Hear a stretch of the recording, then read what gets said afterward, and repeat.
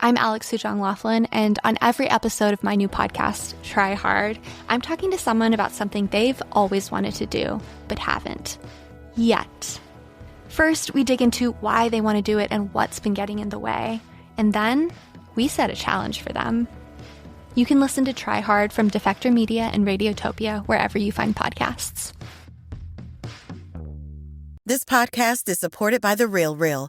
Meet Christine. She loves shopping. And this is the sound of fashion overload. Too many fabulous things, not enough space. So Christine started selling with The Real Real. I've always loved collecting designer pieces. Gucci bags, Prada heels. But my style keeps evolving. Selling with The Real Real? Game changer. I earn more, and they do everything. Seriously, just drop off your items or schedule a pickup. We handle the photos, descriptions, pricing, even shipping. You just sit back and watch your items sell fast to our 38 million members. And I get peace of mind knowing I earn more selling with The Real Real than anywhere else. Exactly. That's the sound of your closet working for you. The Real Real. Earn more, save time, sell fast. And right now, you can get an extra $100 site credit when you sell for the first time. Go to therealreal.com to get your extra $100. Therealreal.com. That's therealreal.com. Frequency Podcast Network. Stories that matter, podcasts that resonate. He's in the building!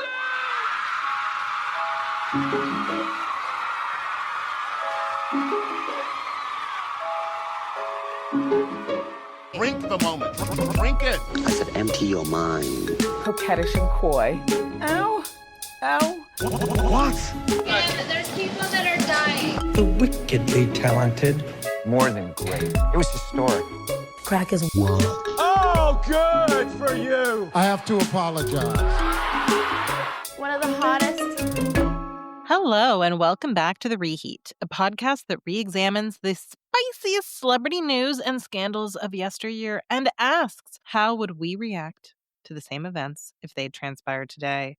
I'm your co-host, Sarah Sahagian. Co-host Sadaf Hassan, and today is a very big one. And warning, it may be one you want to sit out. That's because we're diving deep into Diddy and his many indiscretions, which means we'll be discussing sexual abuse and, frankly, a range of other very bad behavior. So feel free to skip this episode. Choose another one from our archive. There are so many to go through and to enjoy.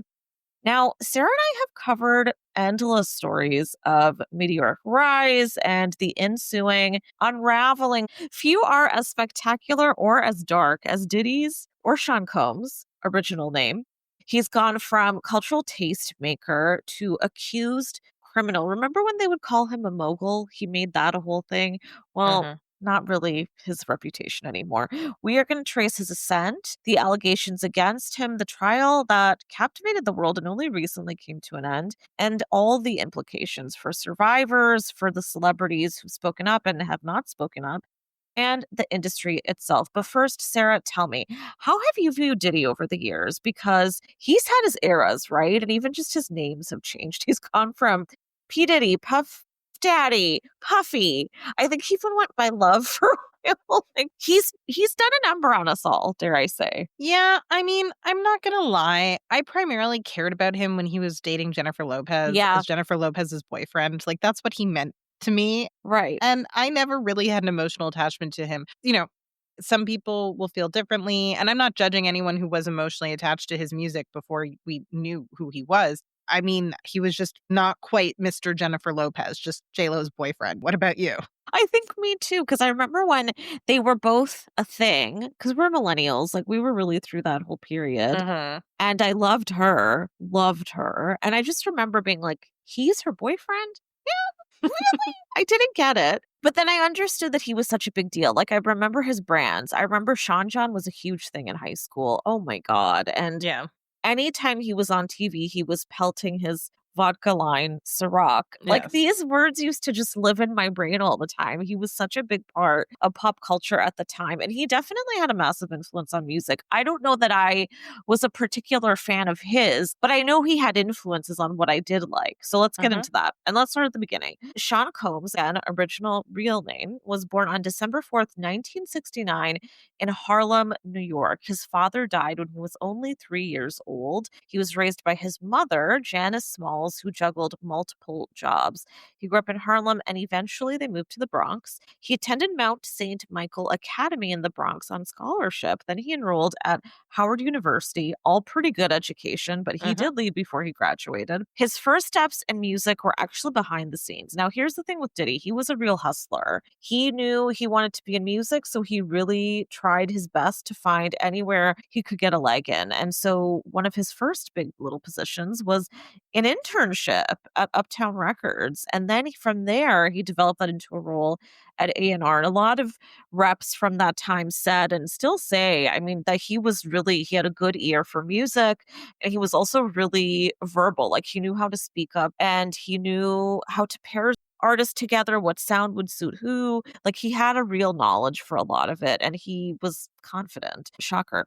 So in 1993, we're jumping from there. He founded Bad Boy Records, which we all know very well. He signed and pushed massive heavyweights, including Big E, Mary J. Blige, Faith Evans. He coined what everybody started to call the bad boy sound, basically, and it was alive in all of those artists. And honestly, they did define the 90s, the was like it was all of them. He was ruling. He was really at the top of the chain. And from there, he expanded. So Bad Boy Records became Bad Boy Entertainment. Again, he had his fashion line, Sean John.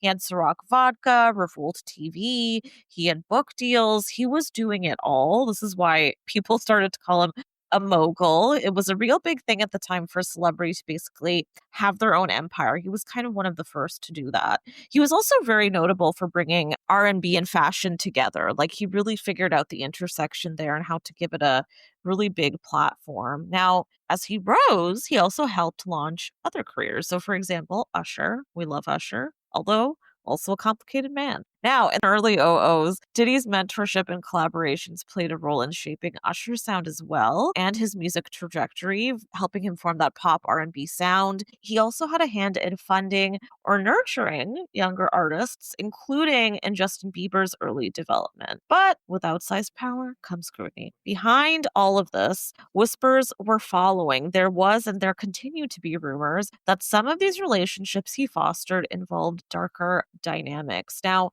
I got to throw in the allegedlys here because we don't really know. And these are not really things we're ever going to know for sure, I don't think. Unless one of these artists decides to write a memoir years from now. But there have been hardcore rumors for quite some time that Diddy was allegedly abusing Justin when he was younger. Yeah. And that he also, quote unquote, corrupted Usher at one of the many white parties he'd hold at his home. Now, these white parties were called white parties because everybody would wear white. Okay, sure. Yeah. But it was more than that, sir. Yes. I know it involved some of the freak offs, which I will explain later, which you will know if you followed the trial at all. But it involved a lot of, what shall we call it? Sexual chaos. Certainly some of the abuse that his victims pointed out later. These went on for years and years. And so if you imagine Usher, who was a teenager at the time, was going to one of these parties, he would have been exposed to a lot of things a child should never see. And presumably Justin might have been too. And a lot of the other artists that he was mentoring. As his network deepened, clearly so did Diddy's massive control. This is what is so fascinating to me because his reach is clearly so wide in Hollywood, right? It's kind of incredible because frankly, one of the things that still shocks me is how little other celebrities have spoken up about all of this stuff, right? Like the white parties, the people he was mentoring, what kind of impact he had on other artists, good or bad, or like the women he was with. No one really has spoken up about this, and it's been decades. It's really, really fascinating. At the same time, he did have a huge impact creatively on the industry. So, Sarah, I wonder, how do we reconcile those two things? How do we even describe what his creative legacy is now? Because I can see it's hard for both of us to even talk about. It's hard for me to give him any kudos. It is really hard. But I think, we've been having these conversations about art. Every medium, music, film, right? It's very similar to the conversation I think about Woody Allen. And Woody Allen was also, and I just know more about film than I do about music. This is why I'm using this analogy. But he was hugely influential in the world of comedy and film film, and somebody like Noah Baumbach. I mean, and I think Noah Baumbach is incredibly talented, but definitely you can see in his films that he grew up watching Woody Allen, right? You can see there is some influence of that there. And we don't need to deny that just because Woody Allen is a bad man, but still, right, we can acknowledge that he in his personal life hurt a lot of people. We can stop giving him money, right? Like, you don't have to pay to see his movies, just like you don't have to pay to listen to Diddy's music anymore. It is hard and it is complicated. I don't know if you can separate the art from the artist fully, but you can definitely separate the artist from the influence they had on others who didn't do anything wrong, in my opinion. Yeah. That's a good point. That's a good point. Especially if they don't have a relationship anymore, if they don't continue to work together, and better yet, if they've disavowed them. But again, not a lot of people are speaking up. But yes, you're right. I agree with you. Now, let's dig into all of his romantic history because it is really fascinating. We mentioned Jennifer. Let's get into that because they have a really interesting history specifically. So, over the decades, his romantic life has been as public and at times as complicated as his career, of course. He famously dated Jennifer Lopez from 1999 to 2001. That relationship ended soon after an infamous 1999 nightclub shooting. Let's get into it.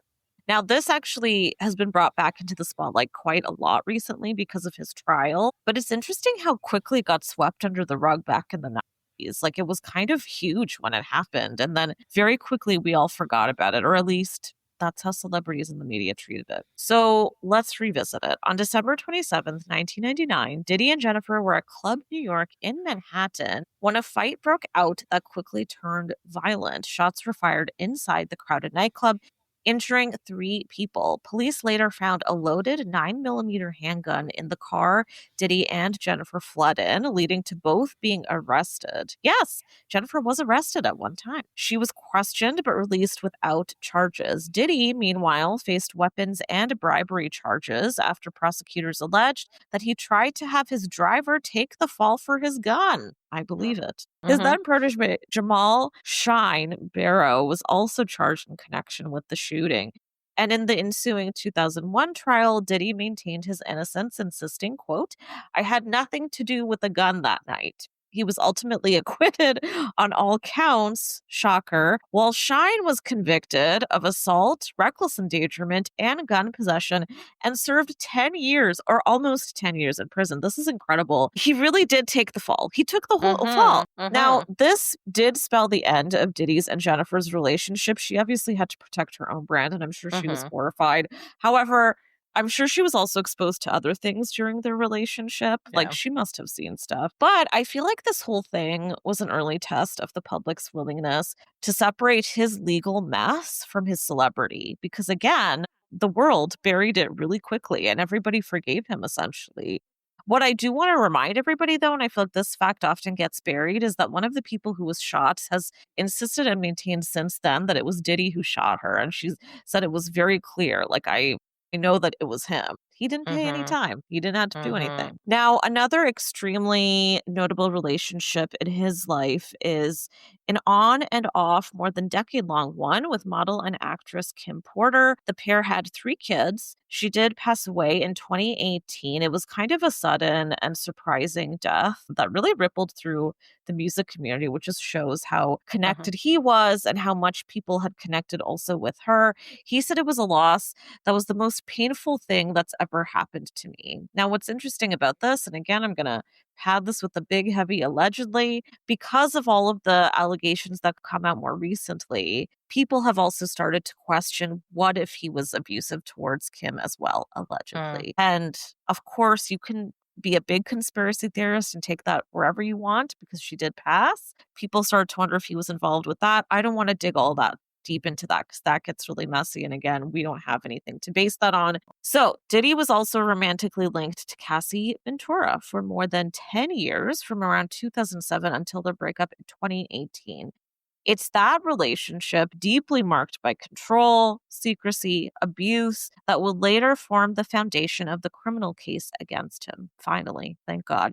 In recent years, he was also connected to younger women, including Young Miami of City Girls, which was very surprising, and also a pairing that was all over the tabloids, even as he was getting deep into a bunch of legal shit and had a lot of people questioning how he dates the women he dates. How does he managed to keep this part of his life so private. Questions were just lingering around a lot. Because, Young Miami is hot and Diddy is not. They have quite an age gap. This is just a small sampling of the women that he's been with over the years. We don't have to get into all of it, but it's certainly interesting. Sarah, every time we find out about a different celebrity, usually a male celebrity who's been involved in abuse, I feel like the women that he's been with in the past usually have to answer for it. And it's interesting because when the Cassie allegations came out, so many people were just waiting for Jennifer to say something, which is, of course, not fair. We've talked about this. But how much fairness do you think there is in guesstimating? When did the abuse start? Did these other women see it? What did they experience? Is that fair for us as the public to be questioning? I mean, it's one of those things where I understand if the lawyers are investigating because you're trying to figure out what to charge him with. You're trying to get him behind bars for as long as possible when you know what he's done to people, right? You're trying to make it so that you get a conviction. And I mean, I understand that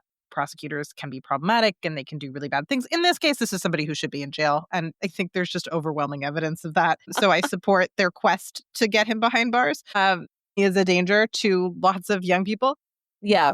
So I understand why the legal investigations start and why they push. In terms of us, is it that we're being prurient or is it that we actually, I think sometimes we care about these people that, famous women like Jennifer Lopez. And so we were just worried about them, right? It's kind of like you're worried about your friend. If your friend's ex-boyfriend gets convicted of murdering his wife or something, you probably call your friend and ask if she's okay. And you probably worry that something happened to her as well.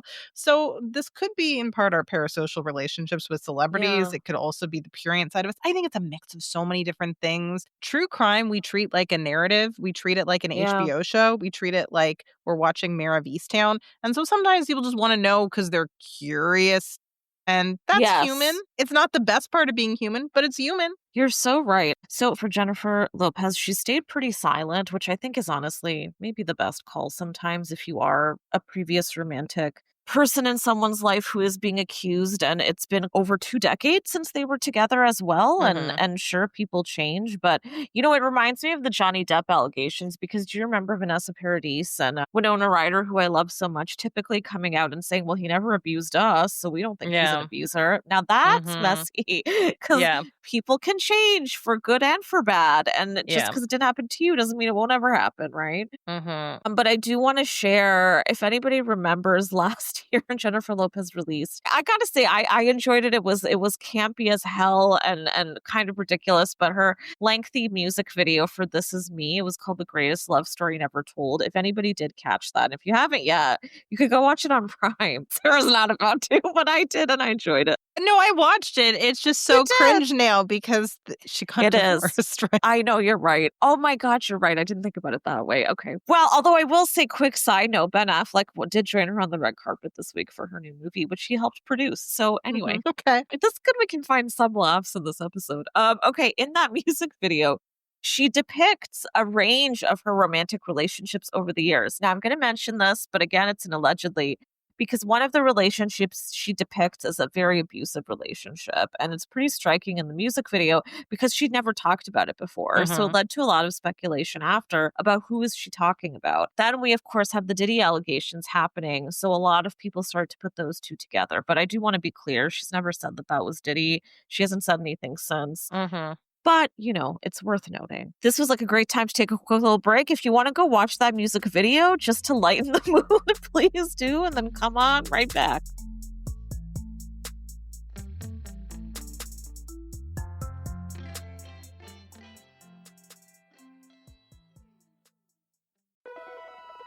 I'm Alex Sujong Laughlin, and on every episode of my new podcast, Try Hard, I'm talking to someone about something they've always wanted to do, but haven't. Yet. First, we dig into why they want to do it and what's been getting in the way. And then, we set a challenge for them. You can listen to Try Hard from Defector Media and Radiotopia wherever you find podcasts. This podcast is supported by The Real Real. Meet Christine. She loves shopping. And this is the sound of fashion overload. Too many fabulous things, not enough space. So Christine started selling with The Real Real. I've always loved collecting designer pieces. Gucci bags, Prada heels. But my style keeps evolving. Selling with The RealReal? Game changer. I earn more, and they do everything. Seriously, just drop off your items or schedule a pickup. We handle the photos, descriptions, pricing, even shipping. You just sit back and watch your items sell fast to our 38 million members. And I get peace of mind knowing I earn more selling with The RealReal than anywhere else. Exactly. That's the sound of your closet working for you. The Real Real. Earn more, save time, sell fast. And right now, you can get an extra $100 site credit when you sell for the first time. Go to therealreal.com to get your extra $100. Therealreal.com. That's therealreal.com.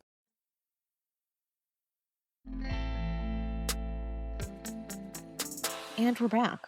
Okay. So the big turning point came in November 2023. We're jumping to this because really, if we're talking Diddy, I don't want to spend too much time talking about his growth. Do you, Sarah? I don't think Not really, so. no. No. November 2023, Cassie filed a very high-profile civil lawsuit alleging coercion, abuse, so much shit, so much mess. The case opened a massive fissure in Diddy's image. This was explosive. Like, this made headlines just about everywhere.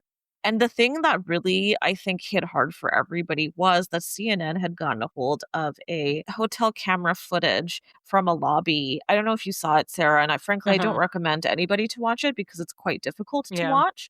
But if you are curious, it's out there. But the footage shows Cassie escaping from their hotel room, like literally running out of there in a bathrobe, if I remember right. And then he was also in a bathrobe and he comes running out after her, chasing her. And he beats her quite brutally in the hotel lobby, which is public, mind you, and is caught on camera. And there was a lot of drama around that too. And who leaked the camera footage, and that the rumors around if Diddy had the hotel paid off so that they would get rid of the camera footage, but then clearly someone had kept it waiting for the right time.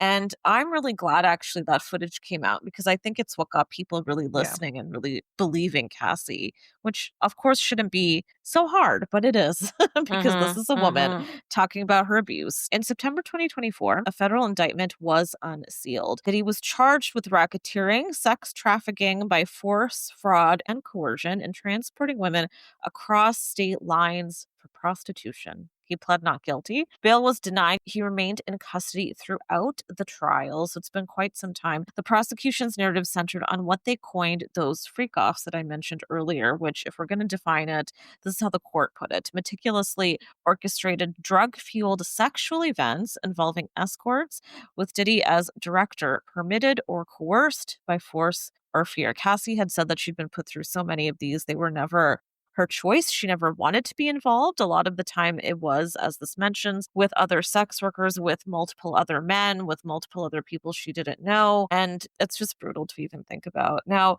her testimony obviously was super central. Her even kind of putting this out there is so groundbreaking, right? Because Hollywood kept all of this so quiet for years.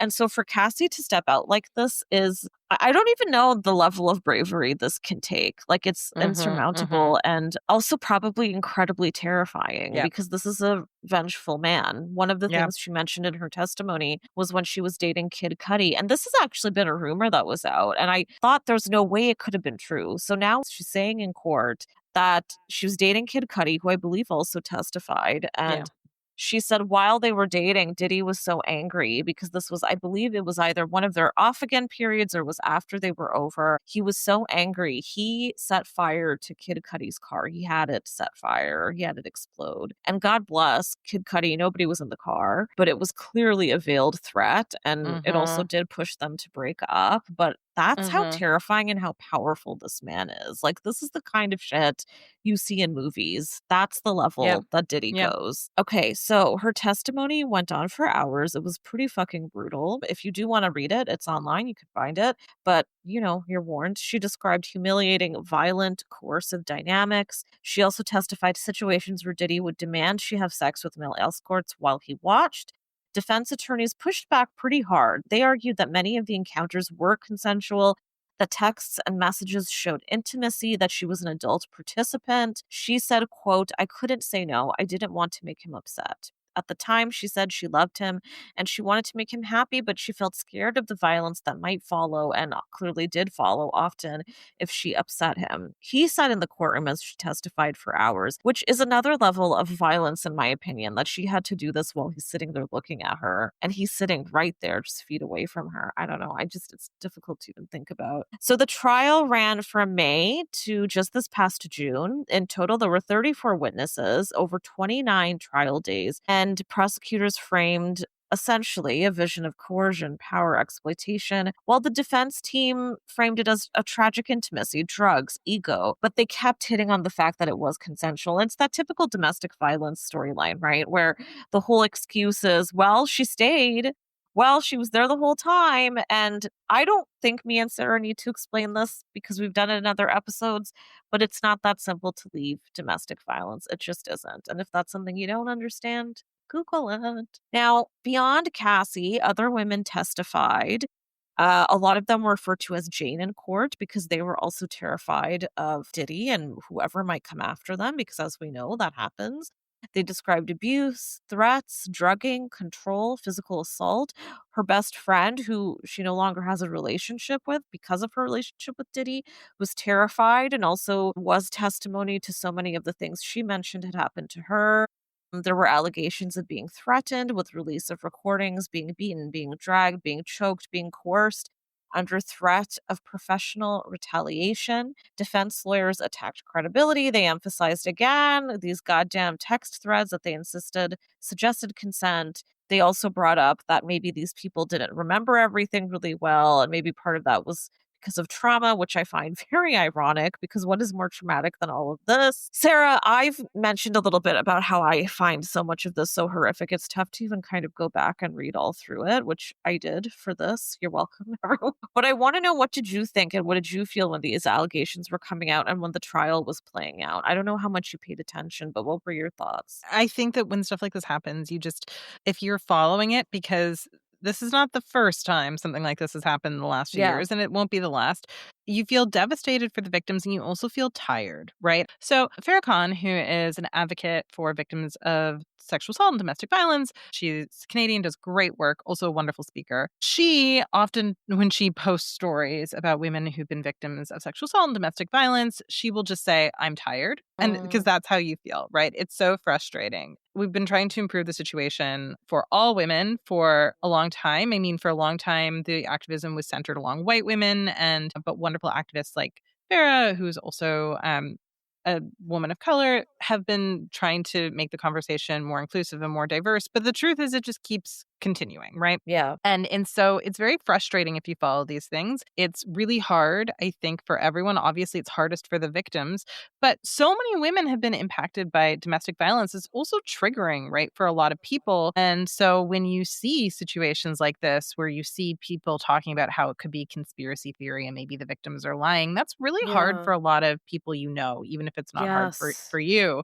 And I think that everyone should be aware of that. What about you? Oh, I completely agree. God, tired is the best way to put it, isn't it? Like, we've said so much and we've covered so much about the Me Too period, and I feel like it doesn't really end. I mean, that's the thing, right? Like, it was a movement, but it keeps going. And still, what gets to me is how many people don't talk about it versus all of us who do and who sit here with the feelings of being triggered, of feeling tired. And then, we still don't have many men who speak up. There were still probably so many people who could have spoken up in Cassie's defense and brought evidence into the room, and they didn't, and probably helped this man get a way better sentence. We'll get into that in a bit. But yeah, I just feel a lot of anger and I feel tired. Yeah, that's exactly it. It's really tough. And every time it's a very big story like this, the thing that you hope is that it'll have a good impact in some way. Right? That, for instance, more people will start to speak up about this in this industry, and someone like Diddy will now be toppled and they won't come back.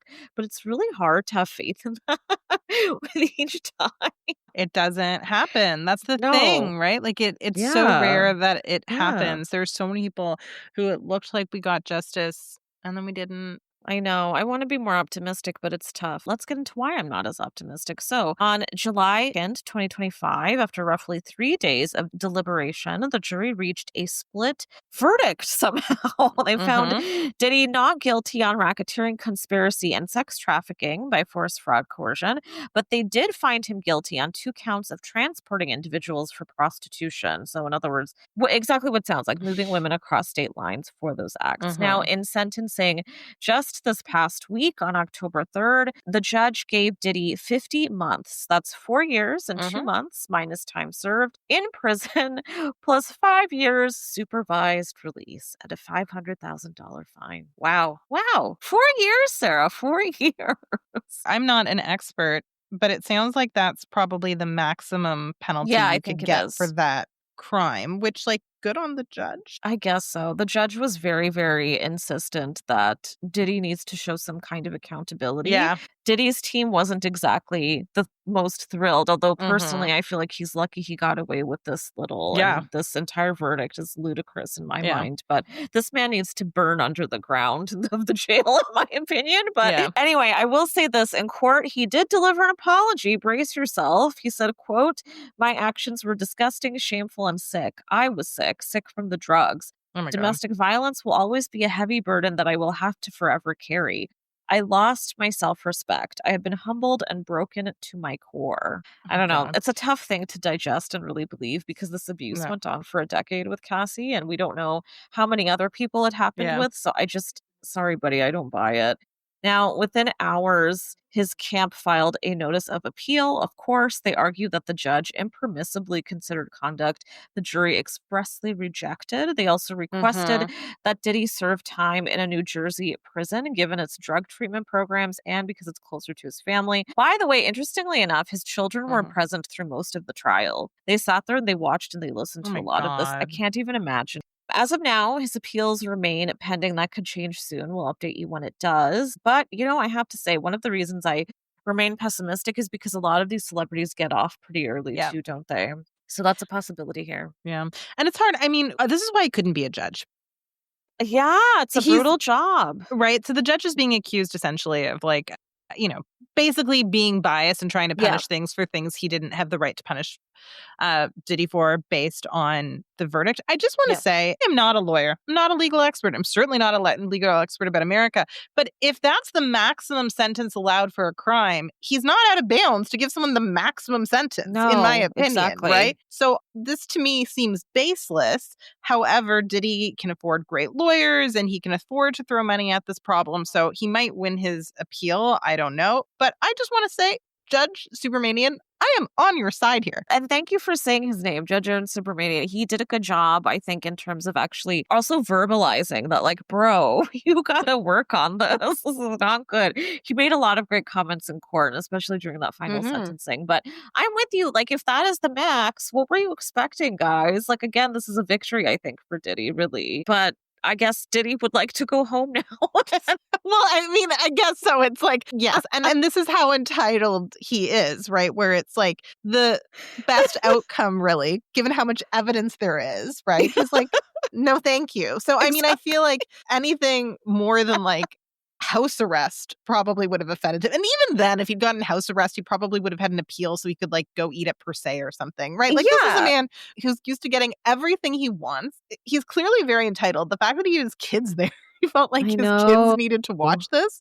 That is such entitlement to see that. Also, don't they have places they have to be, like school and things? Weren't they? I don't understand. I think maybe his youngest weren't there through the entire thing, but his older sons also have spoken up in his defense. I mean, that's a whole other complicated thing as the children of a predator. But yeah, I'm with you. It's certainly interesting. But I also think his team was thinking very critically and being like, well, his family should be there to support him because it'll make him look more like a family man. And we should definitely have his daughters there. There were a lot of gritty details girls, let me tell you in this trial that I don't know why I exposed myself to, but one of them was, and I believe Cassie or some of the other women had mentioned this in the trial, that he liked to have the women he was romantically and sexually with paint their nails white. And interestingly, someone had pointed out that all of his daughters had white painted nails at the trial. Oh my God. I'm sorry to share, but I just feel like it's one of those things that reminds you that there's so much we don't know that's going on, and that the ickiness is not just what we've heard, and it can exist in other ways. And this is a man who should not have daughters. That's how I feel. No, you shouldn't. I really, really hate men who use their daughters, whether or not they sexually abuse them. Because even if they only are like, oh, I wouldn't sexually abuse my daughter, but I sexually abuse other people, that's gross. But it's gross either way. I hope these daughters weren't victimized. But at the end of the day, because they were used as props at a sexual assault trial, they have been victimized, even if he's never touched them that way, right? They are still victims of his. And I am sure they will spend the rest of their lives, if they actually come to terms with being victims, unpacking that. But also, when you're raised by someone who's abusing you that way, sometimes you can never see it. So they might never, ever do that unpacking. Yeah, because it's still so traumatic. And to have to sit through the trial, I mean, even a single day of this trial would have to be so traumatizing. I know that is not something I would want my children to experience in any way. My God. Nope. I mean, even, okay, do you remember that doctor who murdered his wife in Canada? Yes. Yeah, the brain surgeon. Even he, that POS, that horrible man who murdered his wife when his kids were in the house, I think he just confessed so that his daughter wouldn't be the star witness because his daughter was the witness. And I'm like, even he had more decency and was like, no, I love my kid too much, right? So that just shows you how bad Diddy is, right? Because there are other awful, abusive POS men who have higher standards for themselves. I'm so with you. We will link to that story. That's quite another story on its own. Even if you don't bring your kids to the trial, they're still going to be so traumatized by the reality of this. And my God, they're going to be haunted by it for the rest of their lives. When they're at school, they pursue their own relationships. They go through their own lives. Like, that is never going to leave them. Certainly, this man is not thinking about his children when he's doing what he's doing. I don't even know when he was doing any child rearing, frankly. Probably met those kids at the trial. Wow. Okay. The reaction in music and Hollywood, as I've said, has remained muted. Many in the industry have stayed silent, which in my opinion feels like complicity by omission. Now, I do want to give some shout outs to a couple people who have been very outspoken, particularly 50 Cent, who very hilariously has been very passionately anti Diddy for quite some time. He's actually been hinting at Diddy's proclivities for years, but I think a lot of people just maybe thought that he was joking, or they were scared to or align themselves with what he was saying. But if you go back and you look up any clips where he's talking about this, and I'll insert one after this, but he has been very passionate. He knew some of the stuff that was going on, and he's always implied that Diddy made passes at him, and things were always just really uncomfortable, and he never felt good going to any of his parties because that alone felt like it was criminal just to go to one of those parties. So shout out 50 Cent. Love you, sir. And he, by the way, even produced a series of documentaries about Diddy's downfall for Netflix. That's how much this man hates Diddy, and I love it. Good. That's great. Comedian Cat Williams also has been making jabs for quite some time about Diddy and just kind of the general darker side of celebrity, and he's been hinting at it forever. So I feel like these men deserve their kudos. Thank you, boys, because somebody needs to say something. Now, some media outlets note that powerful figures often escape scrutiny because the machinery of reputation, access, branding shields them. We say this in so many of our episodes. We said it even in our Charlie Sheen episode, even our Gwyneth Paltrow episode. No matter what the thing is, even if it's not abuse that's happening, you've got a team of people protecting you. You're very privileged. There's a reason he's gone as far as he has unscathed. But one other thing I want to bring up, and I am going to quickly slide this in, even though it's quite massive, and I will link to a Rolling Stone article that digs into this a little bit more deeply. But one of the biggest mysteries in Hollywood, just generally speaking, is whatever happened to Tupac and Biggie. And they obviously had a really, really massive feud. And it's been believed for quite some time that Diddy is the one who led and fueled that feud. It's pretty complicated. So we linked to the Rolling Stone article, but essentially he was representing one and then he had a rivalry with the record company that was representing the other. And the belief is that he had a hit taken out so that Tupac would not be a problem anymore. So people believe, and I gotta say, I believe it because it's black and white in my opinion, that is something that Diddy did, that he had Tupac killed. And that is obviously a massive allegation. Yep. So heavy on the allegedly. But this is one of those rumors that's considered absolutely to be true. It'll just never be confirmed because nobody wants to be put in that kind of danger.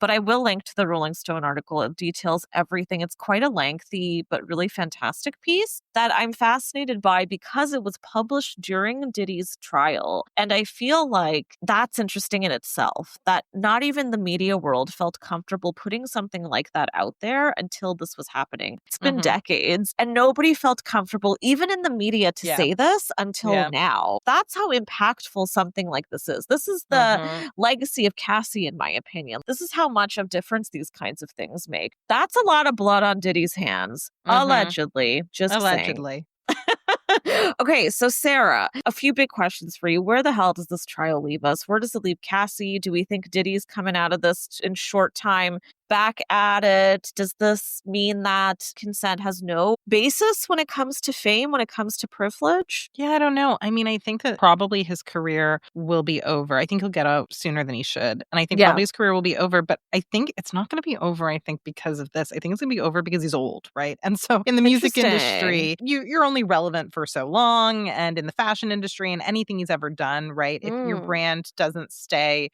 as vibrant when you're old. He was born in 1969, right? Like this man in 4 years or, 2, which is probably when he'll get out, is gonna, he's not young. So, but I don't think that that's justice. I think like he'll basically be able to retire in peace. He'll probably never learn his lesson and always be vindictive and probably do destructive things when he gets out. And I don't know him, but I'm just assuming from this long, long pattern of behavior. I mean, obviously, Cassie's very brave and Cassie's very inspirational. But do I think that young person seeing what happened in this trial is going to be more likely to out their abuser? No. And that's not Cassie's fault. That is the fault of the entire system. For people who don't come forward, this is why. If you know someone who was raped and they don't want to press charges and you're judging them for it, don't. This is why. This is why people don't come forward. It makes me really pessimistic. The world just keeps, I feel like it keeps getting worse, or at least we just keep hearing about worse and worse things. I know. And so it's very upsetting, but good on that judge for trying to keep him away, put him away for as long as possible. We do need people who take these kinds of crimes seriously on the judiciary. I'm like this judge's publicist. I'm like, that judge is great. Anyway, what do you think? No, I'm with you. I totally agree in every way. I also am sure we're going to get a memoir from him, right? Like, absolutely. And maybe it'll be like an OJ situation if I did it. Yeah, I have a hard time seeing him totally disappearing. My biggest fear is that he will take revenge. And I worry about Cassie. I worry about everyone who spoke up against him in the trial. Like, this is very, very scary to have this man back out there. He has millions at his disposal and he still will. Yeah. So that really scares me. Okay, before we dive into our final segment, we got to take a quick little break. Go take a cold shower if you need one. Go wash your hands. I know I feel dirty, and we'll be right back.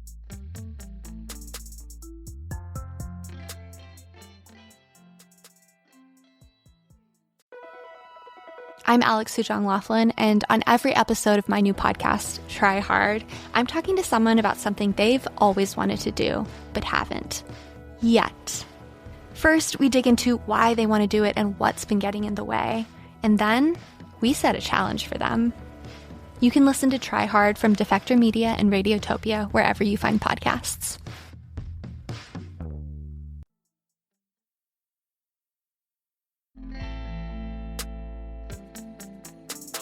This brings us to our final segment. Hindsight is 2025, where we choose the one moment that we might have handled differently if we were the subject of this story.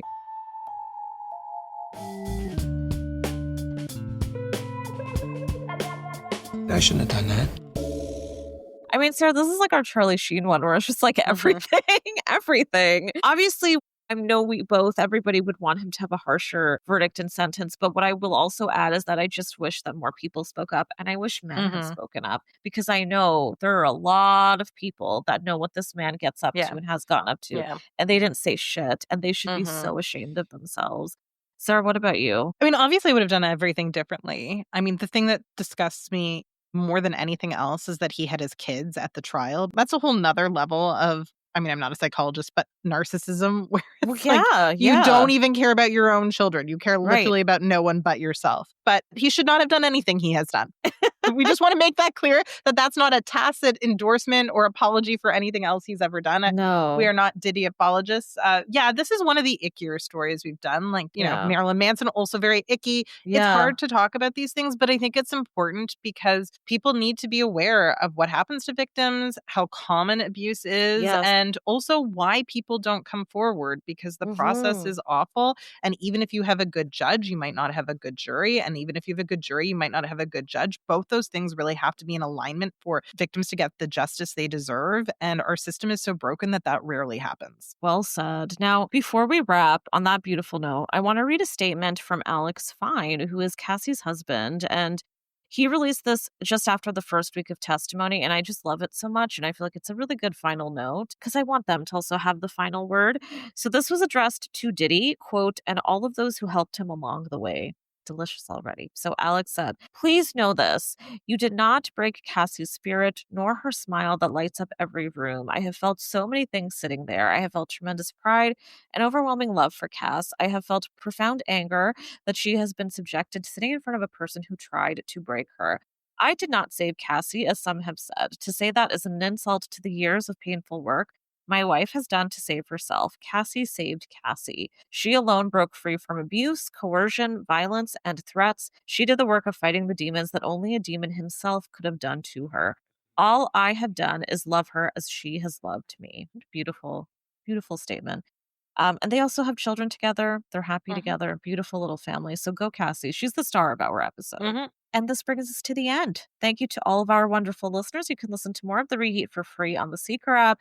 You can also find the show on the Frequency Podcast Network or wherever you get your podcasts. And a reminder, we air on Wednesdays now, so you can find us every Wednesday. If you want to hear more from me, you can find me at _Stephason. Sarah, where can our listeners find you? You can find me at Sahagian Sarah on Instagram. And if you liked this podcast, we really would like you to rate, review, and subscribe, because it really does help other listeners find us. You can also, if you want us to keep growing, and we really hope that you do, we would love for you to support us on Patreon at patreon.com/thereheat. Any level of support is really helpful and means the world to us. We love to do this show, but it does require a lot of research. So if you like this kind of research and you want to support this kind of intersectional feminist journalism in the entertainment space, we would really love it if you would support us.